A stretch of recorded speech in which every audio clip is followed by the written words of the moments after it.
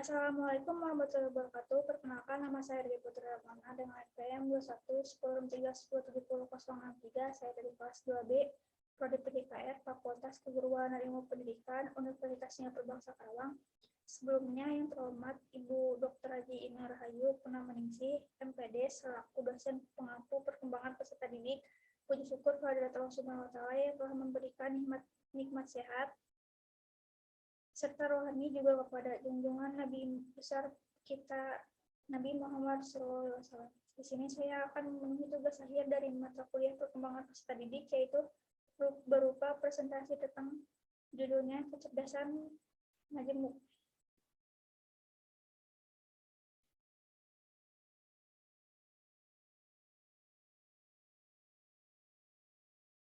Pengertian kecerdasan majemuk. Kecerdasan majemuk adalah konsep penilaian kecerdasan peserta didik dengan beberapa tolak ukur kemampuan dalam buku berjudul Multiple Intelligence, The Theory in Practice, seorang psikologi bernama Howard Gardner menyatakan bahwa konsep kecerdasan majemuk melibatkan faktor biologi serta faktor budaya. Konsep penilaian kecerdasan majemuk bagi peserta didik merupakan perlawanan terhadap penilaian kecerdasan yang hanya berdasarkan skor standar tes IQ. Pencetus konsep kecerdasan ini adalah Howard Gardner pada tahun 1983. Teori Gardner menyatakan bahwa kecerdasan tidak hanya intelligence, quotient IQ, sebab IQ tinggi tanpa adanya produktivitas bukan sebagai kecerdasan yang baik. Kecerdasan majemuk menurut para ahli adalah, menurut Howard Gardner, mengeluarkan konsep penilaian kecerdasan dengan 8 parameter. Konsep kecerdasan yang dibawa Gardner berangkat dari pandangan penilaian kecerdasan peserta didik tidak cuma berdasarkan skor standar saja.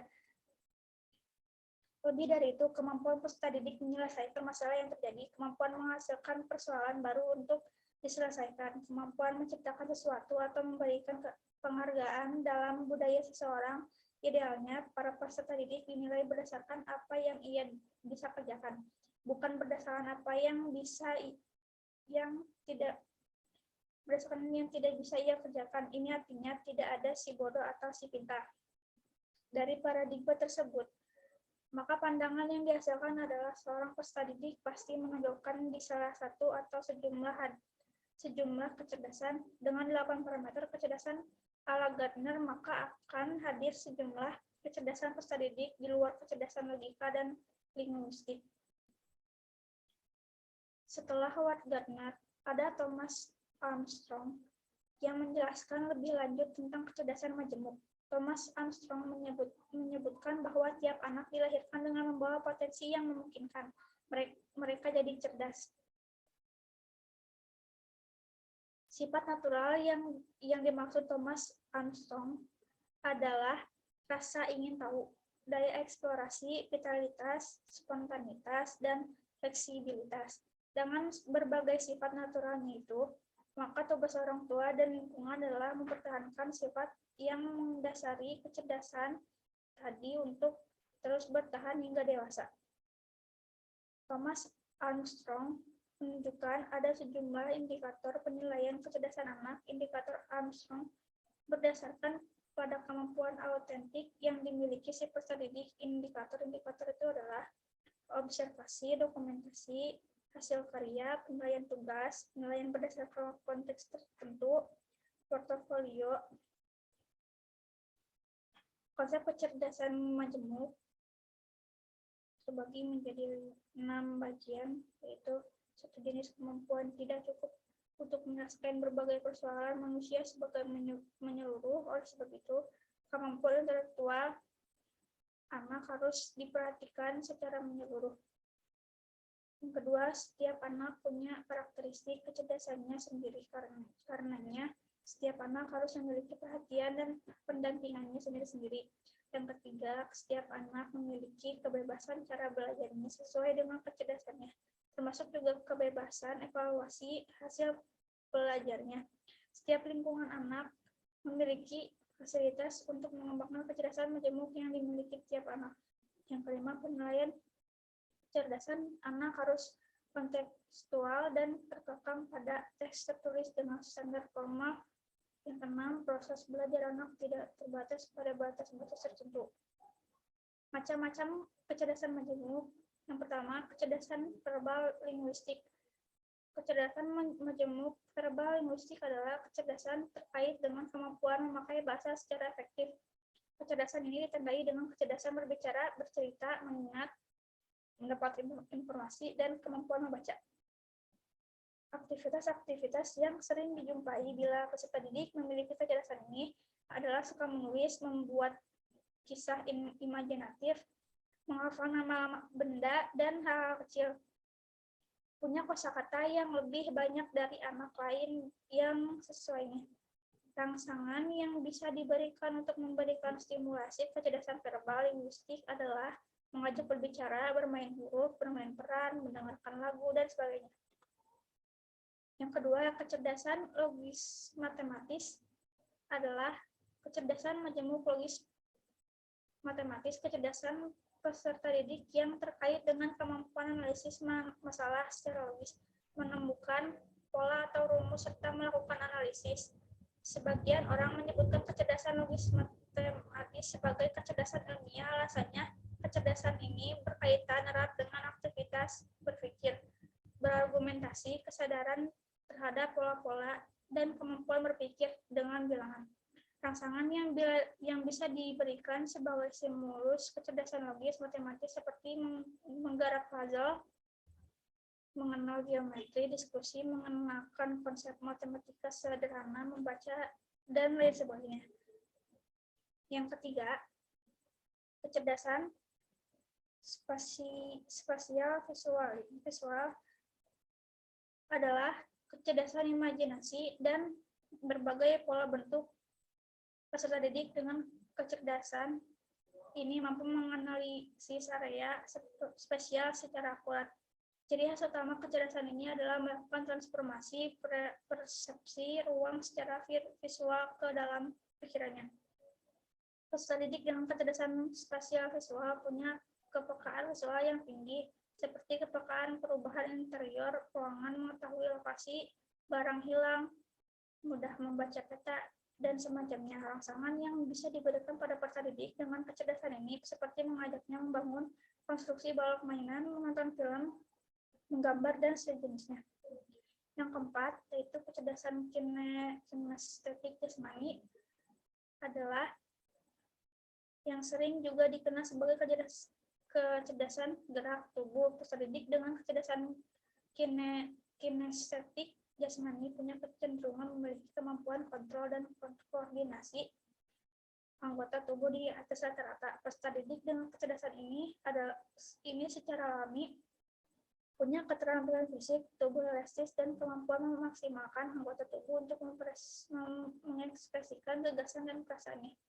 Rangsangan yang bisa diberikan untuk menambahkan dan mempertahankan kecerdasan ini seperti ikut kursus tari, kelompok olahraga, menjalani berbagai aktivitas yang mengurangi fisik, yang menguras fisik, dan semacamnya.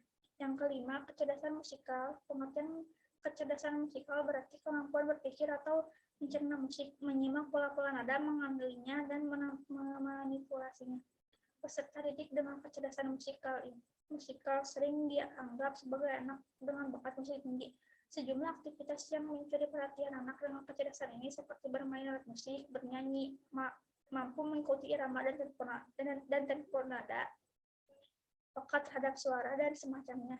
Rangsangan untuk meningkatkan kecerdasan musikal seperti berkenalan dengan alat musik baru, mendengarkan lagu-lagu, ikut kursus musik, dan semacamnya. Yang keenam, kecerdasan intrapersonal. Kecerdasan intrapersonal majemuk adalah kecerdasan peserta didik untuk memahami dirinya sendiri, menyadari keberadaan dirinya, dan berbagai kesadaran terkait refleksi diri. Kecerdasan intrapersonal dapat dilihat dari beberapa aktivitas peserta didik yang bersifat privat, seperti mengisi buku harian, bercerita tentang masalah yang menimpa dirinya atau berbicara kelemahannya sendiri. Untuk bisa merangsang dan mempertahankan kecerdasan intrapersonal, peserta didik perlu mendapatkan attention, acceptance, appreciation, and affection. Dengan keempat rangsangan itu, peserta didik akan memiliki motivasi, percaya diri, dan kebanggaan diri. Yang ketujuh, kecerdasan interpersonal adalah kemampuan memahami, berkomunikasi, berhubungan, dan mengetahui perannya dengan orang lain. Sejumlah orang menyebut kecerdasan ini sebagai kecerdasan sosial, kecerdasan interpersonal, dan kecerdasan intrapersonal memiliki hubungan langsung. Bila kecerdasan intrapersonal membicarakan kemampuan situasi personal diri peserta didik, maka kecerdasan interpersonal membicarakan kemampuan situasi sosial peserta didik. Dalam berbagai makalah, kecerdasan interpersonal tersirat bahwa kecerdasan ini dapat diasah sehingga jadi pribadi yang bisa berinteraksi dengan lingkungan sosial. Indikator kecerdasan interpersonal peserta didik bisa dilihat dari kemampuan berinteraksi, punya banyak teman, peka pada perasaan orang lain, dan semacamnya. Yang kedelapan, kecerdasan naturalis adalah kemampuan peserta didik mengenali dengan memahami lingkungan alam. Contoh, kecerdasan naturalis adalah tertarik mengoleksi kupu-kupu atau merawat tumbuhan.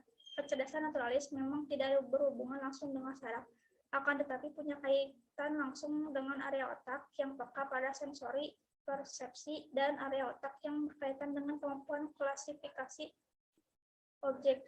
Setiap manusia memiliki kecerdasan ini. Walau begitu, kecerdasan naturalis anak usia dini jauh lebih baik daripada kecerdasan naturalis orang dewasa. Stimulus yang dapat diberikan untuk mempertahankan kecerdasan naturalis seperti tinggal di wilayah dengan budaya agraris atau budaya maritim. Ciri-ciri kecerdasan majemuk.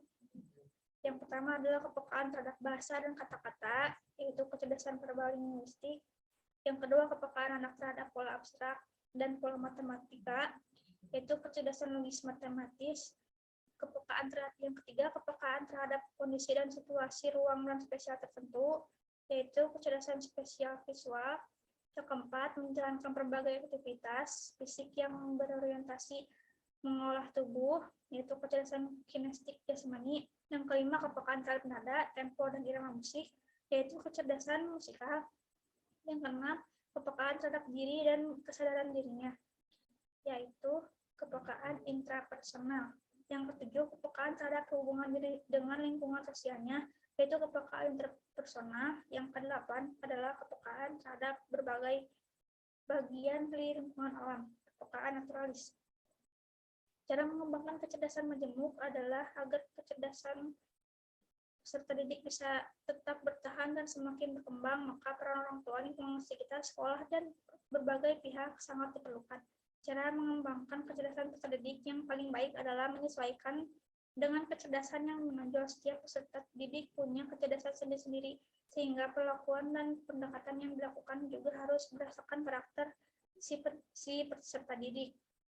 Sebagai contoh, bila peserta didik memiliki kecerdasan musikal dan kecerdasan kinestetik jasmani, maka pendekatan yang bisa diberikan kepadanya adalah yang terkait dengan musik dan aktivitas fisik. Salah satu contohnya seperti mengikuti kursus tari secara intensif.